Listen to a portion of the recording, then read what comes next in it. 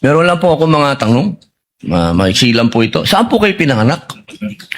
Sa Nueva Ecija po, Your Honor. Nueva Ecija. Opo. Saan po kayo nakatira ngayon? Sa Manila po. Manila. Saan po kayo nag-aral? Central Luzon State University po, ng accountancy, and then Saan Arellano po, University ng Juris Doctor po. Okay.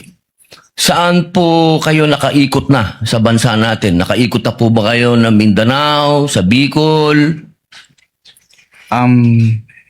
Marami na po akong naikutan, hindi ko na po maalala lahat, sir. Opo. Kayo po ba yung nakarating na sa BARM?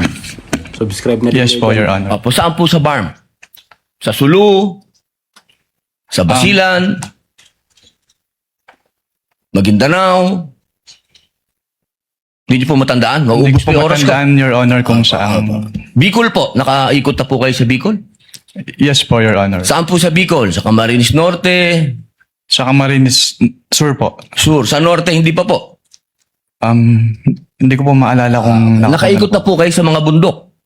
saan po, Your Honor. Mga bundok. Yes po, Your Honor. Nakita niyo na po ba ang pangangailangan ng mga tao sa malayong lugar? Katulad ng gamot. Katulad po ng pagkain.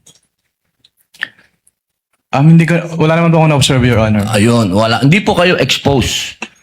Exposed po ba kayo sa threat ng terrorism sa bansa natin?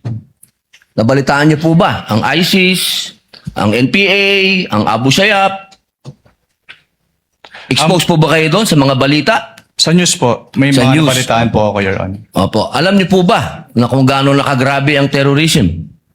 Wala po akong threshold, Your Honor, to determine that. Wala po. Pero kayo po ang humahawak ng investigasyon patungkol sa confidential fund. Tama po ba? Hindi po siya investigation, evaluation po. Evaluation. Nako, tama-tama. Ibig po sabihin, kahapon po sinabi ninyo na gumawa lang kayo ng preliminary investigation. Tama po ba? Preliminary inquiry. Hindi po, part po siya ng process namin na mag-issue po kami ng AOM.